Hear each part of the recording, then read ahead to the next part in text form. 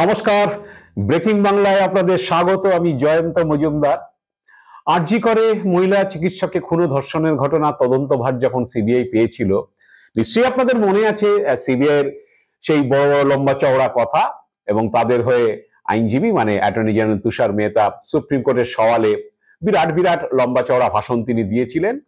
CBI অমুক করেছে, তমুক করেছে, অমুকের সন্ধান পেয়েছে, গভীর ষড়যন্ত্র, বৃহত্তর ষড়যন্ত্র, অনেক কিছু। এবং তৎকালীন প্রধান বিচারপতি ডিওয়াই চন্দ্রচূড় বলেই দিয়েছিলেন সিবিআইকে অনেক সময় দিতে হবে, ছোটখাটো ব্যাপার নয়, গভীর ষড়যন্ত্র রয়েছে। তো গভীর ষড়যন্ত্র সিবিআই কি করেছে আমি জানি না, কারণ এখন যা তাদের হাল দেখছি, তাদের তো এখন ল্যাজে গোবরের অবস্থা, ছেড়ে দেওয়া কেঁদে বাঁচি। এবং তাদের গলার ফাঁসটা আর কেউ না, তাদেরকে যারা ডেকে এনেছিলেন আদর করে বা জামাই আদর করে বা নিমন্ত্রণ করে, সেই নির্যাতিতার পরিবারই এবার তাদের গলার ফাঁসটা টাইট করে দিচ্ছেন। কারণ আপনারা জানেন যে সিবিআই এখনো পর্যন্ত যা তদন্ত হচ্ছে, সে তদন্ত হচ্ছে সঞ্জয় রায়কে প্রধান অভিযুক্ত হিসাবে চার্জশিট পেশ করা। যে তদন্তটা, যে চার্জশিটটা পেশ হয়েছে, সেই চার্জশিটের প্রায় সমস্ত বিষয়টাই কলকাতা পুলিশ 4 দিনে করে দিয়েছিল। তার বাইরে তাদের কিচ্ছু করতে হয়নি, শুধুমাত্র ওই রিপোর্টগুলো কালেকশন করেছিল ফরেন্সিক, সেন্ট্রাল ফরেন্সিক ল্যাবরেটরি বা আমাদের পোস্টমর্টেম রিপোর্ট যেগুলো ছিল আনুষঙ্গিক, সেইগুলোই কালেকশন করেছে, করে হচ্ছে তারা কম্পাইল করে চার্জশিটটা দিয়েছে। তার বাইরে 1 ইঞ্চি তারা এগোতে পারেনি। আমি এখনো পর্যন্ত যা তাদের অবস্থা সেটা দেখেই বলছি। তো এবার গলা ফাঁসটা কিভাবে টাইট হচ্ছে দেখুন। সিবিআই সঞ্জয় রায়কে চার্জশিট করার পরেই হচ্ছে তদন্তে অসন্তোষ, সেই নিয়ে সিবিআইয়ের উপর অসন্তোষ দেখিয়ে নির্যাতিতার পরিবার, জুনিয়র ডাক্তাররা বলেছেন নানান কথা, এবং সিবিআই প্রমাণ লোপাট করেছে এই অভিযোগে নির্যাতিতার পরিবার হাইকোর্টে চলে গিয়েছেন। হাইকোর্টে গিয়ে সিবিআই প্রমাণ লোপাট করেছে, সিবিআই তদন্তে তারা সন্তুষ্ট নয় বলে তারা মামলা করে দিয়েছে, এবং হাইকোর্ট থেকে সিবিআই হচ্ছে ব্যাখ্যাও চেয়েছে কিছু বিষয়ে, সিবিআই কি বক্তব্য সেই বিষয়ে, এবং 15ই জানুয়ারি তার শুনানি রয়েছে। আজকে যেটা লেটেস্ট হয়েছে, যে মঙ্গলবার দিন যেটা জানা গিয়েছে, যে নির্যাতিতার পরিবার এবার সিবিআই তদন্তে অসন্তোষ জানিয়ে আরো কেউ আছে কিনা এই ঘটনায় সেটা খুঁজে বার করতে হবে বলে তারা সুপ্রিম কোর্টের দ্বারস্থ হচ্ছেন। নির্যাতিতার বাবা সংবাদ মাধ্যমকে বলেছে যে পিটিশন এখনো তারা সুপ্রিম কোর্টে যাবেন, পিটিশন এখনো জমা পড়েনি, তবে নতুন করে তারা তদন্ত চাইছে না, আরো তদন্ত চাইছেন, এবং এই ঘটনা আরো কেউ জড়িত আছে কিনা তাদের খুঁজে বার করা হোক, এই বিষয়টা নিয়ে তারা হচ্ছে সুপ্রিম কোর্টের দ্বারস্থ হবেন। তো হাইকোর্টে একটা মামলা হয়ে গিয়েছে ইতিমধ্যেই, 15ই জানুয়ারি শুনানি। এবার সুপ্রিম কোর্টে গেলে আবার হচ্ছে সিবিআই ব্যাখ্যা চাইতে পারে যে যে প্রশ্নে তারা, যে প্রশ্নগুলো তারা তুলছেন নির্যাতিতার পরিবার, সেই প্রশ্নগুলো সম্পর্কে সিবিআই মতামত বা বক্তব্য নিশ্চিতভাবেই জানতে চাওয়া হবে। কারণ সিবিআই তদন্ত করছে, ঘটনা 5 দিনের মাথায় তদন্তভার পেয়েছে, তো চার্জশিটও করেছে, এখনো হচ্ছে আরো 2 জনকে এই খুন ধর্ষণের ঘটনায় গ্রেপ্তার করেছিল, যদিও নির্দিষ্ট সময় চার্জশিট দিতে না পারায় তাদের জামিন হয়েছে। তাদের বিষয়ে সিবিআই কি পেয়েছে, কি গভীর ষড়যন্ত্র, কি প্রমাণ লোপাট তাদের বিরুদ্ধে পেয়েছে, সেগুলো নিশ্চয়ই তাদের ব্যাখ্যা দিতে হবে। তো এরকম একটা অবস্থা, আমি জানি না এই গলার ফাঁস সিবিআই কিভাবে খুলবে। প্রথমে তো লম্বা চওড়া বুকনি, এখন হচ্ছে আদালতে লেজে গোবর হচ্ছে, শিয়ালদা আদালতেও লেজে গোবরে হয়েছে সোমবার দিন। তো কেন লেজে গোবর হয়েছে একটু বলে দিই।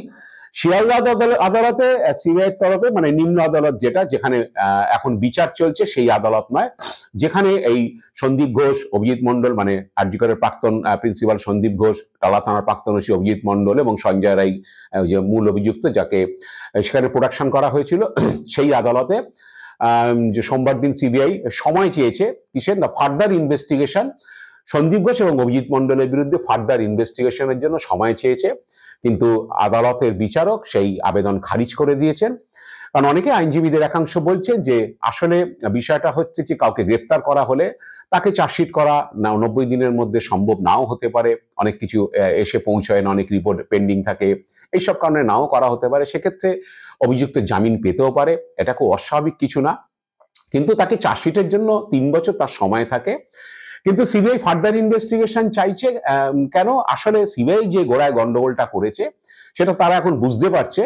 সিবিআই তো লাভ দিয়ে হচ্ছে একেবারে গাজওয়ারি করে বলাই যায়, আমি গাজওয়ারি বলছি, কারণ জানি না তার কাছে, তাদের তো 100 দিনের উপর 113 দিনের উপর কাস্টডি হয়ে গেল অভিজিৎ মন্ডল এবং হচ্ছে সন্দীপ ঘোষের।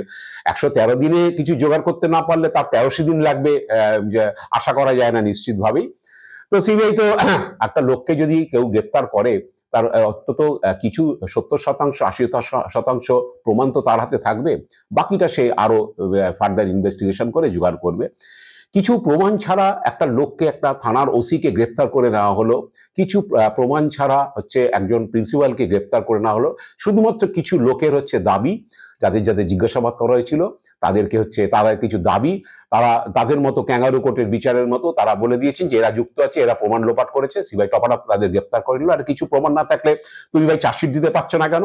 দেখানো হচ্ছে তুমি কোনো লোক গিয়ে তাদেরকে জিজ্ঞাসাবাদ করলে তুমি হাসপাতালের লোক অমুক তমুক নির্যাতিতার যারা সহপাঠী হাসপাতালের সঙ্গে যুক্ত এই ঘটনার আশপাশে যারা ছিলেন, জিজ্ঞাসাবাদ করা হলো, তারা দুজনকে হচ্ছে শুলে চড়িয়ে দিলেন হচ্ছে এবং সিবিআই সঙ্গে সঙ্গে অ্যারেস্ট করে নিল।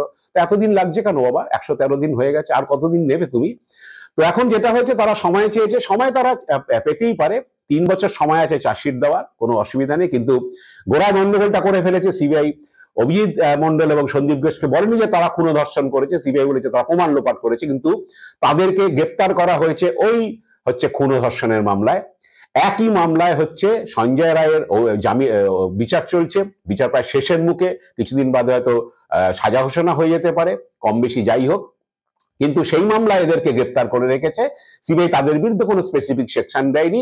এবং বারবার আদালতে যখন সন্দীপ ঘোষ এবং অভিজিৎ মন্ডলের আইনজীবীরা বলা হয়েছে যে আমাদের মক্কেল যদি প্রমাণ লোপাট করে থাকে তাদেরকে স্পেসিফিক ধারায় সুনির্দিষ্ট ধারা দেওয়া হোক যাতে আমরা জানতে পারি, তো সেটা দেয়নি। সিবিআই কায়দা করে হচ্ছে খুন ধর্ষণের মামলাতেই করে রেখেছে।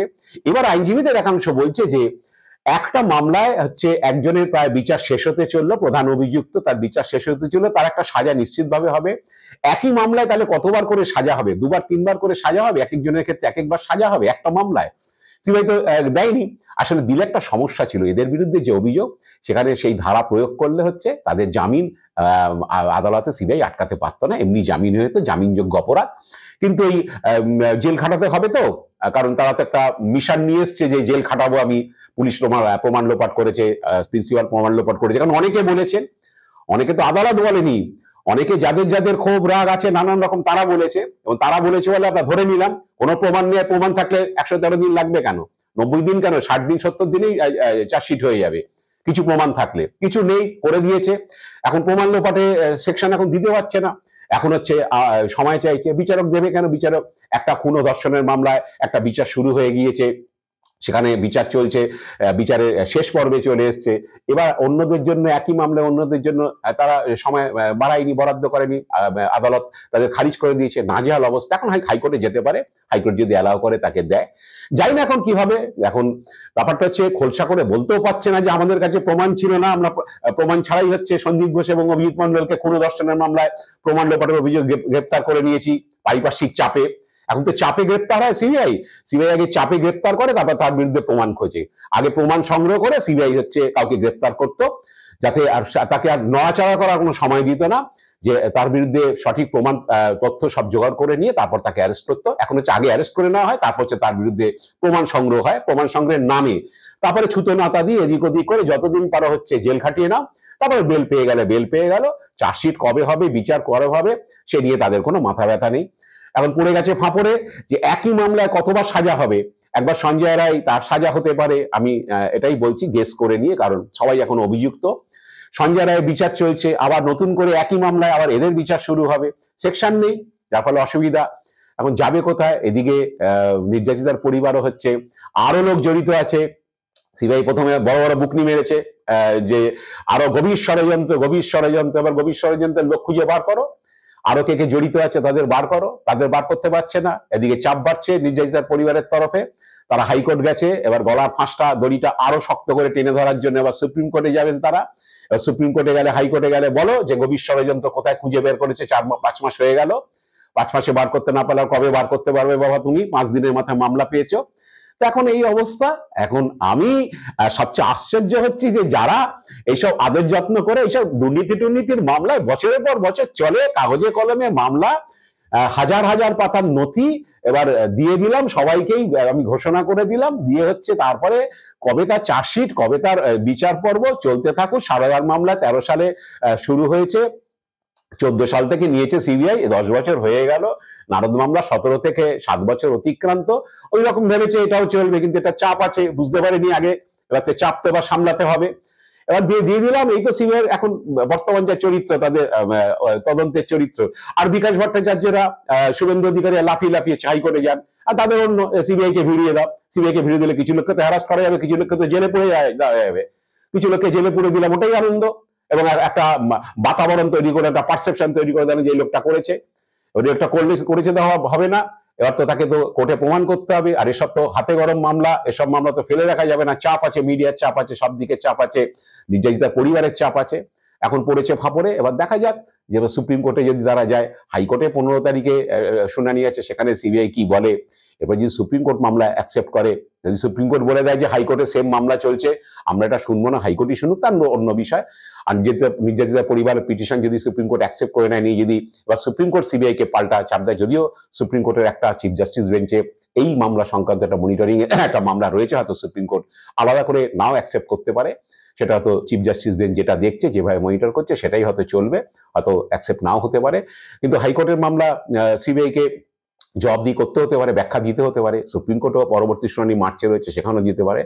তবে ফাঁস কিন্তু জোরদার হচ্ছে, কারণ হচ্ছে এবার কিন্তু আর হচ্ছে ওই রকম যেরকম 10 বছর, 7 বছর, 6 বছর হাঁসখালি নাবালিকার খুন ধর্ষণের তদন্ত 2 বছর অতিক্রান্ত, ওই রকম আর ফেলে রাখা যাবে না, এবার বলতে হবে। এবং হচ্ছে সন্দীপ ঘোষ এবং অভিজিৎ মন্ডলের বিরুদ্ধে কিন্তু প্রমাণ লোপাটের হচ্ছে তথ্য আদালতকে দিতে হবে, তা না হলে কিন্তু ঘোর বিপদ। কেউ কিন্তু ছেড়ে কথা বলবে না, সিবিআই নিশ্চিতভাবে এবার বুঝতে পারছে বিপদ কোথায় আসছে, এবং নাজেহাল অবস্থা হয়ে গেছে এখন কোর্টে। এবার সামনের দিনে হাইকোর্ট, সুপ্রিম কোর্টে তারা কি বলবে আমরা জানি না, তার জন্য তো আমাদের অপেক্ষা করতে হচ্ছে। আজ এ পর্যন্ত, আপনারা ভালো থাকবেন, সুস্থ থাকবেন, নমস্কার।